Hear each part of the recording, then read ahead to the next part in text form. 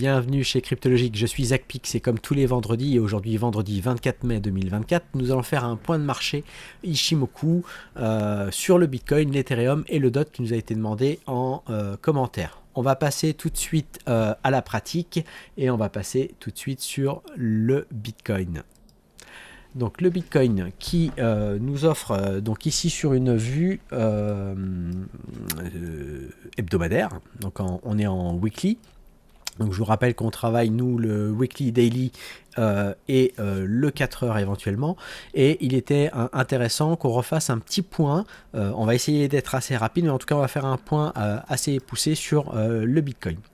Donc on étudiait nous cette fluctuation là, donc pour comprendre un petit peu toute la vague haussière que l'on a eue, on avait privilégié jusque là une A, B, C comme ceci, avec un temps de fin sur la semaine du 18 mars, et on avait atteint la target 4N, donc c'était plutôt la fluctuation que j'avais privilégiée, en n'occultant pas qu'on avait d'autres points A possibles, et on va le voir ensemble, et avec donc une fin de fluctuation sur la 4N au 73 921 qu'on avait en target et qu'on n'a pas atteint, il me semble. On a fait les 73 777 et on est ici dans une vague de correction potentielle et on était en train d'étudier ça, donc avec un ralentissement qu'on va observer dans des unités de temps plus petites. En n'oubliant pas donc, comme je disais, qu'on a cette possibilité aussi d'avoir un point A beaucoup plus éloigné, donc que j'ai marqué ici avec le pointillé, donc A, B, C, et avec un temps, une fin de fluctuation qui nous emmènerait sur la semaine du 1er juillet 2024. Donc si on marque les deux temps 3, je vais les mettre. On avait ce temps 3 ici sur la semaine donc du 18 mars et un temps 3 aussi sur la semaine du 1er juillet. Alors qu'est-ce que ça veut dire? Ici sur cette fluctuation plus longue, on aurait atteint ici la 3N qui était en target à, on avait quasiment atteint la 3N avec une target à 73 885,60 et on serait potentiellement dans une vague de correction avec une zone d'équilibre ici qui se situerait entre les 53 942 et les 44 626. Je rappelle que si jamais le prix corrige jusque sur cette zone d'équilibre et qu'on le fait avec une temporalité, on pourrait très bien avoir la Shinku et qui a largement la place de descendre jusque sur ces prix là sans passer sous les prix et reprendre une situation haussière. Voilà, donc ce ne serait pas inquiétant qu'on ait un prix qui descende. Il a largement la place de corriger sans modifier éventuellement la tendance weekly. Donc si finalement on veut bien comprendre en fait ce qu'il s'est passé, donc ça c'est toujours bon, et on pourrait finalement continuer peut-être encore à pousser, on pourrait continuer jusqu'à sur des targets, de nouveau vraiment valider la 3N à 73 885 ou même aller chercher éventuellement les 80 788. Donc ça, deux fluctuations que l'on observe. Peu importe finalement la petite fluctuation, la petite onde ou la grande onde ici, ce qu'on peut étudier ensuite, c'est le déroulement de cette vague 3. Ici, vague 1, 2, et ici, on est sur le résultat avec la vague 3. Donc, étudions un petit peu la vague 3 pour voir finalement comment elle s'est déroulée. Et là, c'est intéressant, on peut partir avec pareil, plusieurs points A possibles, et j'avais privilégié ce point A ici à la semaine du 13 novembre. Pourquoi? Parce qu'on avait du coup, je regarde toujours la fluctuation la plus courte, donc avec cette vague BC aussi qui était commune, mais ici A, B, C, et on avait ici un temps 3 marqué sur la semaine du 1er avril, avec une target qu'on a dépassé la 2N avec excès, et avec un potentiel retour en zone d'équilibre entre 61 et 54. On est revenu sur cette zone d'équilibre, on a enfoncé même jusqu'à 56 552,82 et on reprend ici une tendance haussière et sur laquelle on casse aussi les lignes correctives. On clôturerait, en tout cas ça va dépendre de cette fin de semaine, on clôturerait éventuellement au-dessus. Est-ce qu'on va réintégrer? Est-ce qu'on va retravailler encore cette zone d'équilibre? Possible. Tout va dépendre effectivement de ce que l'on a. Et effectivement, on peut déplacer notre point A sur potentiellement aussi ceci. Donc là, on aurait fait une target eux, atteintes avec de l'avance et avec une zone d'équilibre située plus basse. Voilà. Et si jamais je place le point A le plus loin possible, on serait comme ceci. Mais comme vous voyez, hein, c'est exactement pareil, on a tendance à quitter les lignes correctives. Donc j'aime bien pour l'instant cette fluctuation, ce retour en zone d'équilibre qui pour l'instant tient. C'est finalement la zone d'équilibre la plus proche que l'on peut observer et qui actuellement tient. On voit aussi qu'on avait laissé de l'imbalance en weekly, donc sur cette partie-là, et qu'on est venu combler en partie, mais pas totalement. Et on a de l'imbalance aussi en weekly, encore plus bas. Donc, ce qu'on va voir maintenant, donc également, c'est le déroulement. Donc, on a fait ici cette A, B, C. On va étudier finalement ce qui se passe ici sur cette correction. Donc ici, vague 3, ici, correction. Et donc là, on aurait potentiellement à la fois une vague BC possible, comme ça peut être une AB baissière, une C ici, pour venir corriger ou venir continuer. Donc ce qui va nous intéresser ici, ça va être d'étudier finalement cette possibilité d'onde haussière et cette possibilité de construction d'une onde peut-être correctrice baissière. Donc elles ont en commun cette partie-ci. Donc, on va voir le scénario haussier éventuellement possible pour voir si on suit ces lignes de force. J'ai une target NT ici à 74 550 64, une target N à 91 001 je crois et 91 774. Donc ici j'ai à peu près deux niveaux intéressant et à voir si le prix pourrait aller chercher ces lignes de force. Donc pour l'instant je privilégie la NT. Cette vague BC, elle peut être aussi donc une vague 1, ici on ferait une vague 2 et donc on a jusqu'à la semaine du 17 juin pour faire ici un point haut et ensuite éventuellement corriger. Donc on va être très attentif à cette semaine-là et si on avait un scénario, pour venir éventuellement corriger, eh bien il faudrait qu'on ait un prix ici qui monte, mais qui ne monte plus après la semaine d'après, hein, la semaine du 24 juin, mais qui est fait un plus haut ici pour venir corriger. Donc ça, scénario possible. Sur les targets qu'on a dans un scénario haussier ici, ce qui est intéressant, c'est de voir qu'on pourrait faire éventuellement un plus haut avant ce temps 4. On pourrait le faire avant la fin du temps 3 de notre grande structure que l'on avait ici. Okay. Et ce qui est intéressant, c'est de voir est-ce qu'on a des confluences éventuelles de prix, d'objectifs. Donc oui, on avait déjà quasiment atteint la 3N. Est-ce qu'on va valider la 3N, qui se trouve quand même assez proche de la target NT ici à 74 550. Donc si on fait une target NT, on pourrait corriger pour revenir de nouveau dans cette zone-là. Et donc peut-être confirmer qu'on vienne combler, pourquoi pas, cette imbalance. Ça peut être aussi tout à fait possible. Ou on pourrait aller chercher les targets ici. Et là, on a une confluence avec une 4N et la V et la N. Donc voilà. Et en intermédiaire, on pourrait avoir la zone des 80 788 qui était notre target 3E. Donc j'aime bien regarder ces confluences, ça peut être intéressant. Est-ce que le marché justement va s'arrêter sur la NT, va continuer peut-être encore à latéraliser ici, hein, combler simplement cette imbalance, ou est-ce qu'au contraire il va aller chercher vraiment une zone de prix d'équilibre beaucoup plus basse qui se situerait entre les 44 et les 53. Et donc là on aurait quelque chose d'assez long ici avant une reprise haussière. Donc scénario à envisager et à surveiller.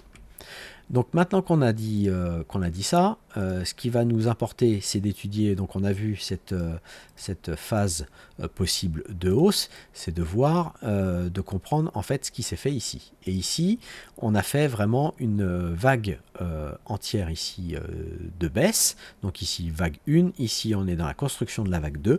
Donc ce qui va nous intéresser, c'est d'aller étudier le déroulement de cette vague 2. C'est là où on va descendre dans une unité de temps plus petite, pour comprendre ce qui s'est passé et voir aussi comment ça s'était déroulé. Donc là, on avait, et donc ça c'est vraiment graphiquement, c'est très très propre, c'est de voir effectivement que cette impulsion ici est vraiment de la même temporalité, de la même force à peu près que celle-ci, que la vague 1, donc vague 1, 2 et 3, on était ici sur une OV2 et on était sur une OV2 naturelle qu'on avait déjà voilà, par l'étude des symétries et des temps des fluctuations. Et bien on avait ici une onde en 42 plus 1 qui est un nombre d'Ishimoku plus 1, donc c'était celle-ci qu'on privilégiait. Donc si on regarde la target qui avait été atteinte, donc c'est celle-ci, la A, B, C, voilà, je vais essayer de vous l'agrandir pour que vous puissiez bien la voir.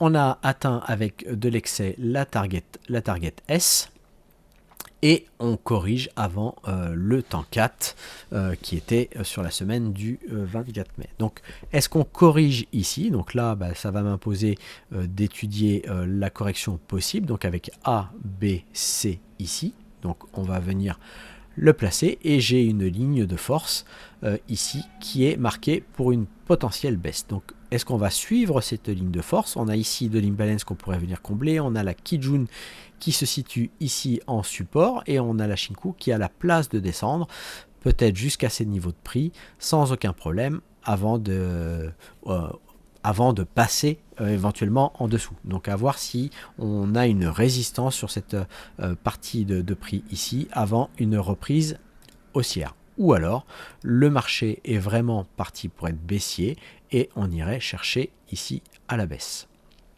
Donc ce que j'avais tracé, puisque après de la même manière on peut regarder ce qui s'est fait ici comme fluctuation. Alors est-ce que je l'avais tracé? Oui. Là ici la A, B, C ici on a atteint une target V avec après le temps. Donc une target V après le temps, même si jamais on devait retracer, on pourrait tourner autour du point B. Donc soit on va s'arrêter au point B là aussi, soit on va venir corriger pour aller globalement jusqu'à ce niveau-là. Et là où on peut avoir un peu de confluence, et c'est là où c'était intéressant, c'est que ici, on a une onde qui est en 16. Donc là, voilà, ici, on est en 16 bougies, qui est une onde naturelle. Donc j'ai dû, je crois, la tracer ici. Voilà, ici une vague 1, 2, donc une A, B, et on veut voir jusqu'où peut aller C. Et là, si je trace ceci, on pourrait avoir déjà effectivement une target S qu'on est venu déjà chercher sur les 66 666 ou une target SM à 66 083. Donc est-ce que le marché va s'arrêter ici et repartir, ou est-ce que le marché va continuer sur cette ligne de force? Donc voilà, on sera très vigilant là-dessus.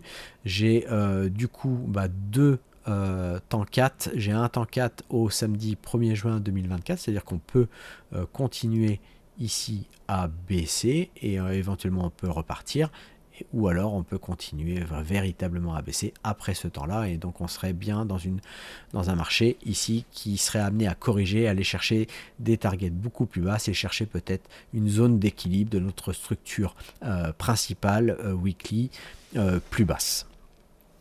Donc ça, c'était vraiment les choses que l'on voulait comprendre et que je voulais vous faire comprendre sur l'étude que l'on fait. Donc on vient voir et on va aller observer ensuite sur du 4 heures, finalement, le déroulement de cette portion-là, pour voir comment elle se déroule. Donc ici, on n'était pas corrélé. Voilà, donc ici, normalement, j'ai dû tracer... Hop. Voilà, j'ai tracé ici la A, B, C et on aurait, alors je vais vous enlever quand même tout ça, voilà, Et on aurait ici une fin de fluctuation éventuellement sur la target E à 65 705 qui reviendrait sur la zone d'imbalance, donc qui reviendrait sur notre target SM. Donc ce qu'on va vouloir observer, c'est que va faire le prix ici, bien sûr. Donc ça, voilà, est-ce qu'il y en aura une réaction sur la E, une correction et éventuellement une correction qui reviendrait sur ici notre niveau de Kijun, quasiment au niveau ici de notre ancien creux, le point B, et à voir c'est est-ce que on repart à la baisse ou est-ce que au contraire on enfonce la zone d'équilibre, et ce qui serait effectivement plus haussier pour une reprise de support et aller chercher de nouveau le haut du range et pourquoi pas casser les plus hauts. Tout ça bien sûr, doit se faire en gardant les temporalités qu'on a marquées, donc sur la semaine du 17 juin et jusqu'au 1er juillet. Donc voilà le point que je voulais faire avec vous sur le Bitcoin. Ce qu'on peut observer, c'est que le Bitcoin, au niveau de sa dominance, on a une dominance ici qui baisse, on a la Shinku qui revient au contact des prix. Pour l'instant, la Kijun fait support, à voir si cela tient, à voir ce que fait le marché, notamment les news sur l'ETF ETH Spot, les ETF ETH Spot. C'est une très bonne nouvelle et le prix a réagi à la hausse. En tout cas, on a un retour de volatilité important là sur l'Ethereum. À voir si l'Ethereum, au contraire de ce que les gens pensent, n'ira pas chercher pour l'instant encore des plus hauts, mais au contraire pourrait corriger, et bien corriger sur des zones de prix qu'on va voir ensemble. Donc à voir si cela emportera aussi le marché sur le Bitcoin à la baisse, et notamment sur peut-être aussi la Bitcoin dominance qui a accusé le coup. On a un ETH qui est beaucoup plus fort, en tout cas qui a monté beaucoup plus de force sur le marché et qui donc réduit la dominance de Bitcoin. Alors si on passe maintenant sur l'ETH, donc l'ETH, on va revenir sur ce graphique là. Donc l'ETH en situation weekly, donc c'était voilà cette fluctuation, donc on était sur une ABC ici en weekly, on avait du temps, on a encore des targets qu'on peut aller chercher, pourquoi pas plus haut, mais on s'était déjà arrêté ici sur la 2N, on a corrigé et on repart éventuellement peut-être à la hausse. Idem, ce qui est intéressant, c'est de voir le déroulement de ce qui s'est passé ici. Donc qu'est-ce qui s'est passé sur notre ABC, sur le déroulement de notre vague 3, de notre structure principale? Eh bien, ici, sur la fluctuation, on a atteint une target E avec de l'excès avant le temps. On a corrigé et on est revenu tout de suite dans une zone d'équilibre sur laquelle on a eu une réaction au niveau du prix, sur lequel on avait aussi de l'imbalance, et le prix est reparti à la hausse. Donc est-ce qu'on quitte aussi ces lignes correctrices? C'est tout à fait possible pour une reprise haussière. Si ensuite on regarde la possibilité, puisqu'on a fait toute cette phase de hausse, je vous le remontre ici, non c'était cette fluctuation là, vous voyez qu'ici on avait un temps 4 en fait sur la semaine du 8 avril et on a fait un plus haut avant et on a corrigé ensuite. Donc ça veut dire que on peut être sous l'influence de cette baisse, de cette vague baissière. Donc on pourrait avoir une A, B, C ici et corriger. Et c'est ce que justement, hop, non c'était pas ça, décidément. Voilà, cette vague A, B, C, donc on efface A, B, C comme ceci. On est revenu du coup sur notre target SM, mais on est revenu très rapidement, très rapidement, et on n'a pas suivi cette ligne de force. Donc ça c'est plutôt une bonne nouvelle pour ne pas avoir trop de force, parce qu'on commençait quand même à corriger dans ce schéma-là, et donc c'est là où on comprend qu'on peut être sous l'influence d'une baisse, mais le mouvement et le marché peut repartir ensuite dans l'autre sens, avec un retour de l'équilibre plutôt de cette vague de hausse. Donc toujours une bataille entre la baisse et la hausse, et ici c'est plutôt la hausse sur le retour en zone d'équilibre qui refait partir le TH à la hausse. Donc ensuite, ce que l'on avait, donc ça c'était ce que l'on avait vu ici. Donc on pourrait très bien corriger. Je m'emmêle les pinceaux décidément ce matin dans mon analyse. On pourrait quand même continuer à corriger. On est toujours dans ces lignes correctives, donc rien n'empêche aussi qu'on soit sous l'influence de cette grande vague de baisse. Qu'on fasse ici, qu'on marque, donc ça serait une vague A, B, un point C ici, et qu'on continue de corriger pour aller chercher finalement des zones plus basses. Alors est-ce que les ETF spot ETH vont faire que le marché va aller chercher des zones plus intéressantes pour les investisseurs? Ça peut être possible. On a des fortes zones d'imbalance ici, compris entre les 2500 et les 2800.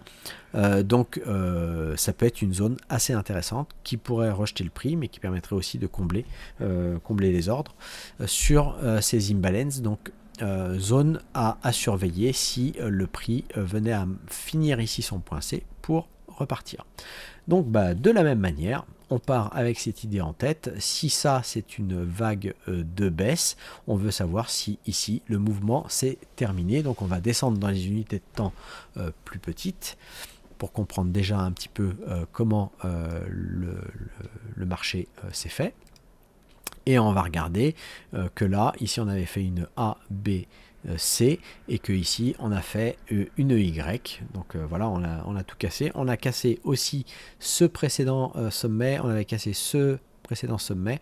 Donc déjà c'était intéressant de voir qu'on change la structure pour plutôt une belle vague haussière, et on a cassé aussi ce sommet qui était important à casser. Donc ça c'est plutôt bien, mais on reste quand même toujours dans le complexe voilà, de ce bas là et de ce plus haut ici. Donc le prix peut continuer à latéraliser ou au contraire casser le sommet. C'est ce qu'on va vouloir déterminer sur ce qui se passe ici. Donc hop, on va étudier un petit peu ce qui s'est fait, mais on va aller l'étudier du coup sur du 4 heures pour voir un petit peu comment cette phase de hausse s'est construite. Et cette phase de hausse avec une A, B, C ici a atteint ici une 3N avec excès, donc plutôt avec force, mais bien dans mon temps 2, donc plutôt intéressant. Et ici on pourrait commencer à corriger avec un potentiel retour en zone d'équilibre entre 3004 et 3052 qui seront des zones du coup à surveiller. Alors pourquoi on regarde finalement ces zones d'équilibre? On veut voir si ces zones d'équilibre supportent et reviennent finalement retrouver de l'intérêt acheteur soutenu ici, avec quelque chose qui vient faire une réaccumulation pour repartir à la hausse. Si on enfonce la zone d'équilibre, eh bien à ce moment-là, c'est qu'on va chercher des zones d'équilibre d'une structure précédente principale, plus grande, pour aller chercher les niveaux dont on a parlé, entre les 2800 et les 2400 sans aucun problème. Donc on suit finalement dans les petites unités de temps pour voir le comportement du prix, pour voir la dynamique du prix et pour voir qu'est-ce qui influence le marché sur l'Ethereum. Donc ça, voilà pour cette partie-là. Ici, qu'est-ce qu'on avait tracé? Non, ça c'était bon. Donc ça c'était OK sur l'Ethereum. Donc bien sûr, l'Ethereum contre BTC se reprend. Voilà, donc ça c'est plutôt intéressant. Donc là moi j'avais marqué effectivement le volume profile sur ce qui s'est passé depuis le début d'année, mais si on veut étudier un petit peu ce qui s'est passé sur la répartition sur toute cette phase là avec ce plus haut, on voit qu'on a eu énormément de volume qui s'est échangé sur cette partie-ci. Pour l'instant, on repasse au-dessus, donc ça c'est intéressant, mais à voir si ce niveau reste un prix de marché sur l'Ethereum contre le Bitcoin intéressant. En tout cas, on avait fait un nouveau plus bas, on était descendu quand même assez bas sur les 0,4473. On repasse au-dessus du niveau de marché qui se situe au 53,69, à voir si on le tient ou si au contraire, ici, on a retrouvé sur la VH les vendeurs positionnés ici, là où on a eu quand même pas mal de volume. Voilà, donc est-ce qu'ici il y a eu une prise de profit, et on ira voir si on retrouve peut-être la VAL ici pour voir si les acheteurs soutiennent le prix. Donc avec déjà une première étape ici et une étape au niveau de la Kijun qui est confondue avec notre plat de SSB qui pourrait marquer un support important. Voilà pour l'Ethereum contre BTC. On va passer maintenant sur le DOT qui nous a été demandé. Alors le DOT, je vous le dis franchement, c'est un actif qui est quand même passé, alors on va le regarder ensemble en weekly, qui est quand même passé de ici les 55,90 et qui est descendu au plus bas. Ici à 3,56 pour marquer son plus bas. Hop, excusez-moi. Voilà, ici le plus bas. Donc on a fait quand même une baisse de moins 93% par rapport à son ATH. Donc voilà, quelque chose qui dégringole, qui a dégringolé énormément. On a eu par contre une belle zone de réaccumulation qu'on a pu observer ici. Donc avec un prix de marché vraiment sur toute cette baisse que j'ai marqué ici, on va enlever le VPVR, vous le voyez, et donc ici la zone au 6,378, un prix qui est soutenu, on le voit bien ici avec un soutien plutôt acheteur ici. Alors est-ce que ça s'est fait avec du volume? Oui, avec du volume, mais on a quand même un volume qui est largement décroissant ici. Donc voilà, à voir. Pour l'instant sur la baisse on a quelque chose de décroissant. Ce qu'on va vouloir, c'est revoir des volumes remonter avec une hausse qui repart sur le DOT contre l'USDT. On était dans une fluctuation en fait en A, B, C sur lequel on a fait un peu moins que la target N. Donc voilà, on a corrigé finalement plus tôt que le temps. Et alors je vais regarder quand même si on avait fait ici, on avait fait la N, mais on a enfoncé la zone d'équilibre, et c'est le cas là aussi, c'est-à-dire qu'on est revenu, on aurait pu retrouver un soutien ici sur le milieu de BC, sur la Kijun, et ce qui n'a pas été le cas, on l'a enfoncé beaucoup plus profondément. Donc en tout cas le marché ici me montre que attention, c'est dangereux, on pourrait éventuellement aller chercher des niveaux plus bas, on n'a pas un soutien de la hausse intéressant. Là c'est plus les volumes qui me montrent que on pourrait avoir un soutien sur ce niveau là. Donc ce qui va être intéressant maintenant, ça va être d'étudier bien sûr ce que peut faire le prix. Pour l'instant on suit une target P qui pourrait nous ramener éventuellement sur les 9,758, sauf si on a une accélération pour aller chercher la target N à 14,02. donc ça sera à suivre, mais avec un retour des volumes sur ce marché là. Ce qui est important de voir quand même, c'est qu'on a la Shinku ici qui va arriver au contact des prix, donc on aimerait avoir quand même quelque chose qui repart à la hausse, et on a une Kijun qui va rester complètement à plat sur le DOT contre l'USDT, parce que son point bas c'est celui-ci, son point haut c'est celui-ci, et la Kijun va rester à plat à cause de ces points hauts et bas qui ne vont pas évoluer avant un bon moment. Donc à voir aussi le comportement du DOT, donc là uniquement en weekly, hein. Donc ce qui va être intéressant, c'est ensuite d'aller observer justement ce qui se passe sur cette partie là. On va juste ici enlever, on va cacher notre ondulatoire et venir observer ce qui se fait ici. Alors si jamais on regarde ce qui se fait, on a fait ici un plus haut, donc ce qui est intéressant, c'est que là on a pour l'instant une belle vague ici haussière. Voilà, alors est-ce que cette vague haussière est décorrélée? Je ne pense pas, de cette vague de baisse, si elle est décorrélée. Donc ça c'est intéressant. Et par rapport au nombre d'Ishimoku, il faut que je retrouve mes éléments. Voilà, par rapport au nombre d'Ishimoku, sauf si on avait une recorrélation ici en 76 pour repartir à la baisse, mais non, pour l'instant je privilégie plutôt le retour ici d'une belle vague de hausse. Il faudrait refaire un point bas et repartir éventuellement. Voilà, en tout cas pour l'instant la vague, le ralentissement qu'on a eu ici me montre une vague haussière sur ce marché là. Donc soyez vigilants quand même sur des actifs comme le DOT, puisque donc comme on a vu il avait baissé de 93%, mais c'est surtout que dans toute la phase ici où le Bitcoin a continué à monter, eh bien le DOT a continué de se faire dézinguer par le BTC, donc il valait mieux être placé en BTC que en DOT, et c'est exactement la même chose sur le DOT contre l'Ethereum, sur lequel, eh bien, comme l'Ethereum regagne de la force, il se fait défoncer également. Donc il vaut mieux être placé sur de l'ETH que d'être placé sur du DOT. Donc on verra ce que fera le marché. Pareil, donc si on veut avoir un actif comme le DOT qui surperforme le marché, on veut qu'il surperforme le DOT, le BTC, éventuellement aussi le Sol, qui a été un challenger qui a surperformé les deux majeurs. Donc il va falloir à un moment donné qu'on marque ici des points bas, une réaccumulation, pour repartir à la hausse s'il veut surperformer. Il a de la place, il n'ira pas forcément chercher ses plus hauts. Voilà, vu la dominance aujourd'hui que peuvent avoir d'autres alts et les deux majors par rapport au DOT, est-ce que c'est le play que vous voulez jouer et quel multiple vous pouvez espérer dessus.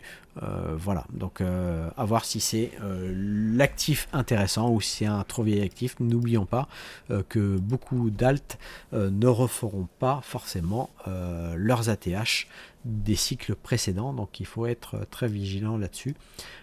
Plutôt suivre les nouveaux coins et suivre ceux qui peuvent surperformer, comme le Sol en tout cas, voilà, qui pourrait atteindre des nouveaux plus hauts. Donc n'hésitez pas, si vous aimez ces analyses, nous laisser en commentaire une alt que j'analyserai la semaine prochaine. J'espère que ça vous a plu. J'ai essayé de faire rapide, on est à peu près à 34 minutes. Et écoutez, je vous souhaite un bon week-end, soyez vigilants, faites attention. L'approbation de l'ETF ETH ne veut pas forcément dire que l'ETH va partir sur les plus hauts.